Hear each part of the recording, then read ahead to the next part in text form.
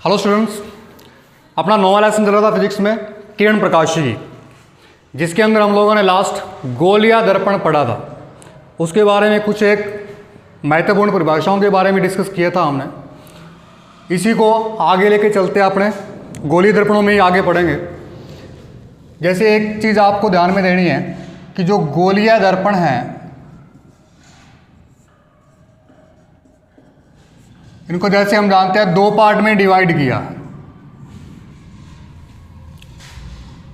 अवतल और उत्तल। ठीक है, अवतल जो दर्पण है इसको अभिसारी दर्पण भी बोल देते हैं आप।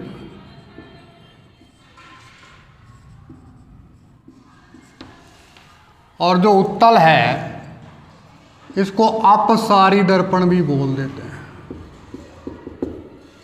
ठीक है, देखो कैसे।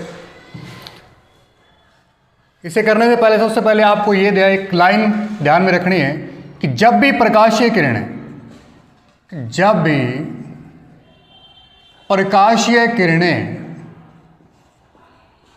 अनंत से आते हैं, कहां से आते हैं?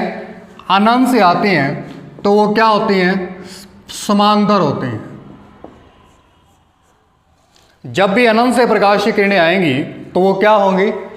परस्पर समांतर होंगी। ये आपको एक बात ध्यान रखनी है। जैसे मान लो सूर्य से आ रही है प्रकाशीय किरण, सूर्य बहुत दूर है, ठीक है, अनंत से आ रही है, तो सूर्य से आने वाली प्रकाशीय किरणें कैसी होंगी? परस्पर क्या होंगी? समांतर होगी। ये आपको ध्यान रखना। तो इस एक लाइन को आपको ध्यान में रखना है हमेशा कि जब भी प्रकाशीय किरणें अनंत से आती हैं तो परस्पर क्या होते हैं? समांतर होते हैं। अब देखो, अवतल दर्पण को अभिसारी दर्पण किस प्रकार बोल सकते हैं अपने? जैसे मान लो ये आपके पास अवतल दर्पण है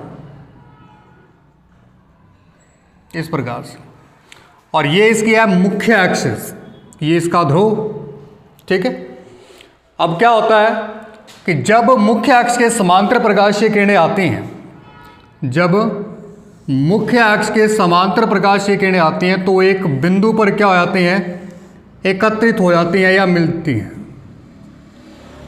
ठीक है, जैसे ये है, तो ये सारी की सारी एक ही बिंदु पर क्या होते हैं? मिलते हैं। ये गए, जैसे आपको बताया था कि वो बिंदु क्या होता है? फोकस बिंदु होता है। ठीक है, यानी कि एक ही बिंदु पर क्या हो जाती हैं? वो केंद्रित हो जाती हैं, जिसे क्या कहते हैं? फोकस बिंदु कहते हैं।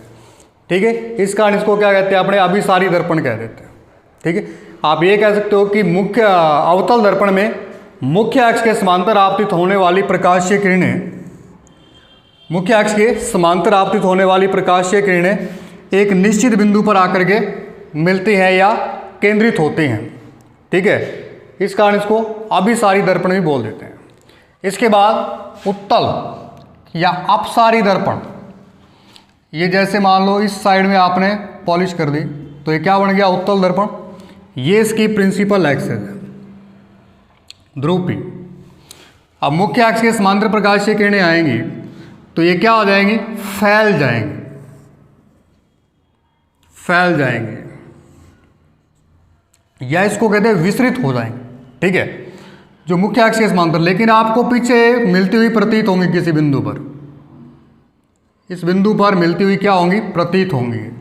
जैसे ये इधर से फैल जाएगी इस प्रकार से, पीछे से इस बिंदु पर मिलती हुई प्रतीत होंगी। जैसे ये इस प्रकार से फैल जाएगी, पीछे से यहाँ पर मिलती हुई प्रतीत होगी। ये जहाँ मिलती हुई प्रतीत हो रही है वो क्या है? इसका फोकस बिंदु है।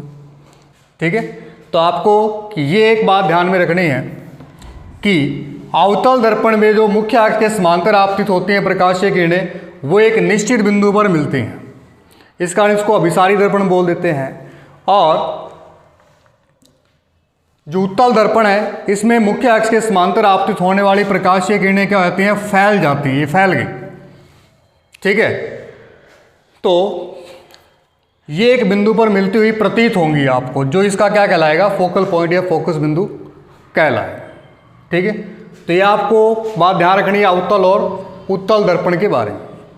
ठीक है, अब अपने कुछ एक प्रतिबिंबों का निर्माण करेंगे। ज़्यादा अपने सिलेबस में है नहीं प्रतिबिंबों का निर्माण, 10वीं क्लास में आप लोग पढ़ के आ चुके हो, ठीक है। लेकिन फिर भी आगे एक आधा कोई डेरिवेशन करेंगे तो उसमें अपने को उसके कुछ नियम यूज़ करने होते हैं। इसलिए आपको एक दो प्रतिबिंबों का निर्माण करके मैं बता रहा हूँ अवतल या उत्तल दर्पण से, ठीक है। तो सबसे पहले तो गोलीय दर्पणों में प्रतिबिंबों का निर्माण करने के लिए अपने को 4 प्रकार की प्रकाशीय किरणें ध्यान में होनी चाहिए। कितने प्रकार की? 4 प्रकार की प्रकाशीय किरणें गोलीय दर्पणों में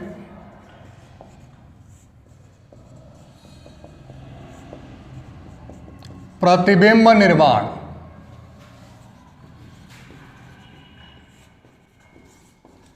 टेंथ क्लास में भी आप लोग पढ़ के आ चुके हो गोलीय दर्पणों में प्रतिबिंब निर्माण। तो इसके लिए आपको मैंने कहा कि 4 प्रकार की प्रकाशीय किरणें ध्यान में होनी चाहिए। इसमें से कोई भी 2 प्रकाशीय किरणें लेकर के आप लोग प्रतिबिंब का निर्माण करते हो, कोई भी 2 प्रकाशीय किरणें, ठीक है। तो ये कौन कौन सी है इसको 1 बाय 1 डिस्कस करते हैं आपने, ठीक है। सबसे पहले कोई एक गोलीय दर्पण जैसे अवतल दर्पण है, इसको बना लेते हैं आप। ये इसकी प्रिंसिपल एक्सिस है, ये इसका ध्रुव है, ये इसका मान लो केंद्र है C, ठीक है। पहली जो प्रकाशीय किरण है वो क्या है? समांतरीय प्रकाशीय किरण बोलते हैं अपने इसको, समांतरीय प्रकाशीय किरण, पैरेलल ऑप्टिकल रे। नाम से स्पष्ट है कि ये क्या होगी? समांतर होगी। किसके? मुख्य अक्ष के। तो समांतर प्रकाशीय किरणें क्या होती हैं कि मुख्य अक्ष के समांतर आपतित होने वाली प्रकाशीय किरण कहाँ से गुजरती है? फोकस बिंदु से गुजरती है, ठीक है। मुख्य अक्ष के समांतर आपतित होने वाली प्रकाशीय जो किरण है वो कहाँ से गुजरती है? फोकस बिंदु से गुजरती है। पहली प्रकाशीय किरण ये। दूसरी फोकसीय किरण, कौन सी? फोकसीय किरण, फोकल रे। ये क्या होती है? आपको नाम से स्पष्ट है, फोकसीय यानी कि फोकस बिंदु से गुजरेगी। ये समांतर थी तो समांतर थी, ये किससे गुजरेगी? फोकस बिंदु से।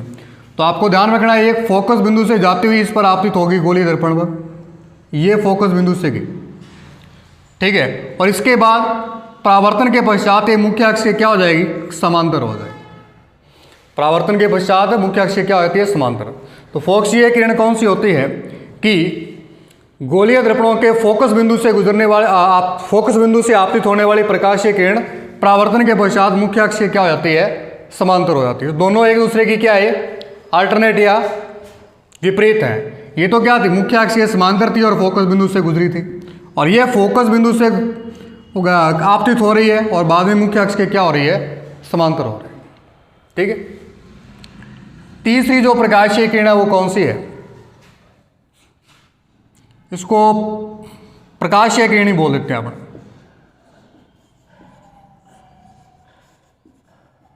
ऑप्टिकल रे। ये क्या होती है? ये वक्रता केंद्र से गुजरती है। किससे गुजरती है? वक्रता केंद्र से गुजरती है। तो आप इसको क्या कहेंगे कि वक्रता केंद्र से आपतित होने वाली प्रकाशीय किरण, वक्रता केंद्र से दर्पण पर आपतित होने वाली जो प्रकाशीय किरण है वो वापस उसी पथ का क्या करती है? परावर्तन के पश्चात अनुसरण करती है, ठीक है। कि ऐसे वो आपतित हुई थी और ऐसे ही वापस चली जाएगी, ठीक है, ऐसे ही वापस चली जाएगी। इसमें आप एक चीज़ और भी देख सकते हो कि जो गोला होता है, ये गोले का ही भाग है, ठीक है, ये इसका केंद्र है। अगर आपको कहा जाए कि इस गोले पर अभिलंब खींचना आपको, तो कैसे खींचोगे आप? गोले पर आपको क्या खींचना है? अभिलंब खींचना है। तो जो भी आप जिस बिंदु पर, जैसे ए बिंदु है, इस पर अभिलंब खींचोगे तो इसके केंद्र O से पारित होगा। इस बी बिंदु पर अभिलंब खींचोगे तो किससे पारित होगा? O से पारित। तो आपको ये ध्यान रखना है, गोलीय दर्पणों में जब भी आप किसी बिंदु पर अभिलंब खींचते हो तो वो कहाँ से पास होता है? वक्रता केंद्र C से, सॉरी वक्रता केंद्र C से पारित होगा। और जो अभिलंब होता है ये वाला, आपको पता है कि प्रकाश के परावर्तन में हमने ये पढ़ा था, यदि अभिलंब के अनुदिश कोई प्रकाशीय किरण आपतित करवाई जाती है दर्पण पे, अभिलंब के अनुदिश कोई प्रकाशीय किरण आपतित करवाई जाती है तो उसका परावर्तन भी वापस उसी दिशा में होता है, विपरीत दिशा में।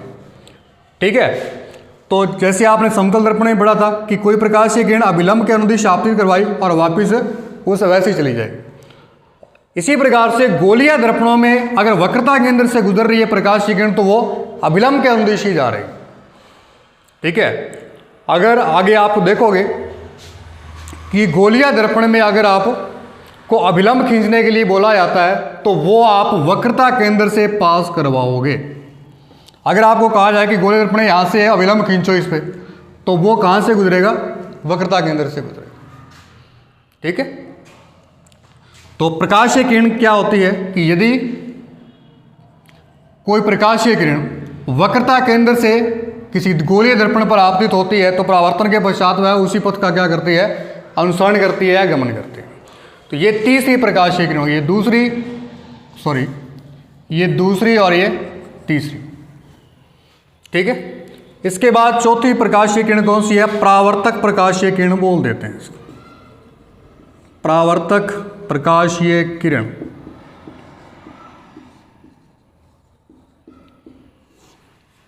रिफ्लेक्टेड ऑप्टिकल रे, ये कौन सी होती है? परावर्तक क्यों बोलते हैं इसको? क्योंकि ये प्रकाश के परावर्तन के नियमों का क्या करती है? पालन करते हैं। तो ये कौन सी होती है? ये जो गोलीय दर्पण होता है उसके ध्रुव पर आपतित होती है और ये प्रकाश के परावर्तन के नियम का क्या करती है? पालन करती है। जैसे इस पर आपतित हुई है और वापस ऐसे निकल जाएगी। और ये आपको पता ही है वक्रता केंद्र से गुजर रहा है, वक्रता केंद्र से गुजर रही है मुख्य अक्ष, तो ये इसका क्या हो जाएगा? इस पॉइंट का क्या हो जाएगा? अभिलंब हो जाएगा। तो इसमें आपतन कोण और परावर्तन कोण प्रकाश के परावर्तन में क्या होते हैं? बराबर होते हैं। ठीक है, तो इसको क्या बोलते हैं? परावर्तक प्रकाशीय किरण बोल देते हैं, क्योंकि ये प्रकाश के परावर्तन के नियमों का क्या करती है? पालन करती है। देखो ये प्रकाशीय किरण थी, ये प्रकाश के परावर्तन के नियम का पालन नहीं करती। ठीक है, ये जो प्रकाशीय किरण है प्रकाश के परावर्तन के नियमों का पालन करती है, क्योंकि इसमें अभिलंब ऑलरेडी बना हुआ है।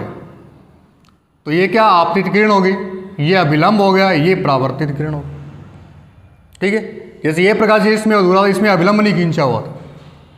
ठीक है, इसलिए इसको क्या बोल देते हैं? परावर्तक प्रकाश।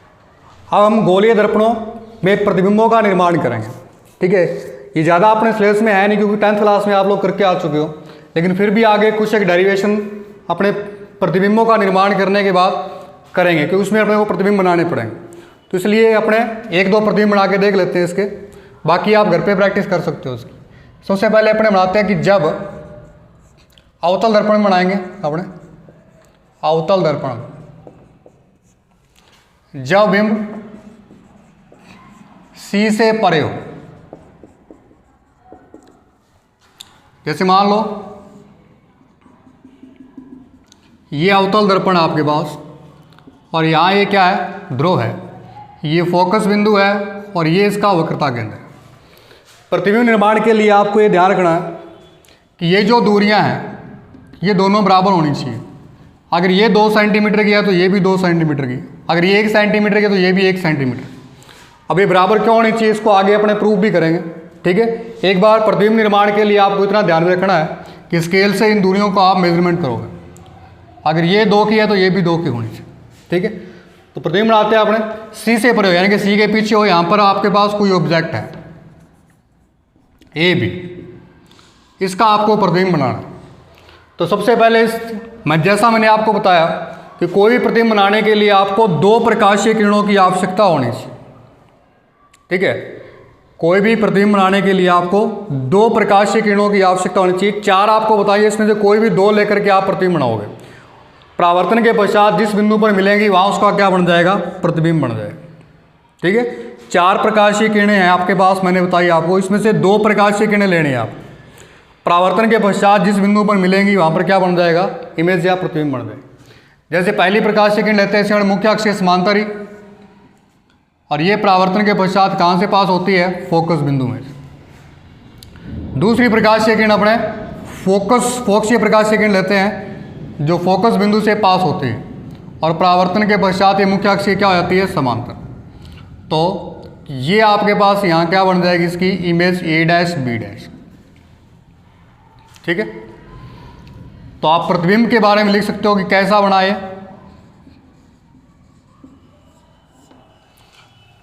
प्रतिबिंब सबसे पहले तो वास्तविक है या आभासी है ये। देखो वास्तव में प्रकाश की किरणें मिल रहे हैं तो प्रतिबिंब कैसा है, वास्तविक है। और एक बात आपको ध्यान रखनी है, जैसे कल वास्तविक और आभासी प्रतिबिंब के बारे में बताया था मैंने कि जो वास्तविक प्रतिबिंब होते हैं इसमें अंतर में आप नोट कर लेना,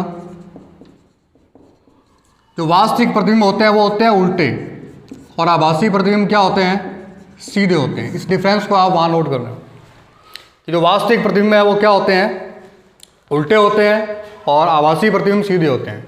जैसे मान लो इसका एरो ऊपर था यहाँ, अब इमेज बनी तो एरो कैसे हो गया, नीचे हो गया, तो वास्तविक और उल्टा है। ठीक है।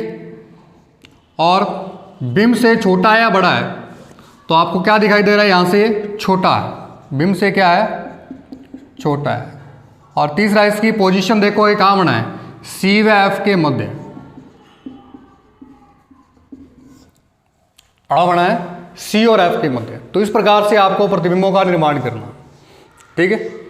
एक आधा और बना लेते हैं अपने, जैसे जब बिंब सी पर हो, जब बिंब कहाँ हो, सी पर,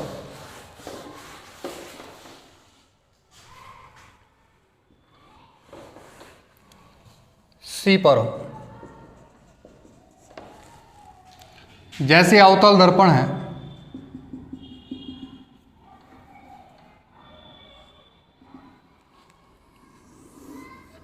ये ध्रुव कि ये फोकस बिंदु और ये वक्रता केंद्र। अब आपको ऑब्जेक्ट कहाँ लेना है, सी पर, ए बी है। जैसे कोई भी दो प्रकार की किरणें लेंगे, पहली मुख्य अक्ष के समांतर लेते हैं अपने, ये गई, ये कहाँ से पास होगी, फोकस बिंदु में से। दूसरी फोकसीय किरण फोकस बिंदु से जाएगी और ये मुख्य अक्ष से क्या हो जाएगी, समांतर, समांतर। तो ये लगभग सी पर ही बनेगा। ठीक है। अगर आप स्केल से अच्छे से बनाओगे कॉपी पे तो ये कहाँ मिलेगा, सी पर ही बनेगा और आकार में भी क्या होगा, ये बराबर होगा। ठीक है। तो प्रतिबिंब की पोजीशन के बारे में लिख सकते हो, तो कहाँ पर बनेगा, ये सी पर बनेगा। ठीक है। आकार में क्या होगा, ये बिंब के बराबर होगा, वास्तविक और उल्टा होगा। तो इस प्रकार से आपको प्रतिबिंबों का निर्माण करना। ठीक है। तो आज के लिए इतनी, कल अपने चिन्ह परिपाटी का नियम करेंगे और कुछ एक डेरिवेशन है इसके वो करेंगे। Thank you.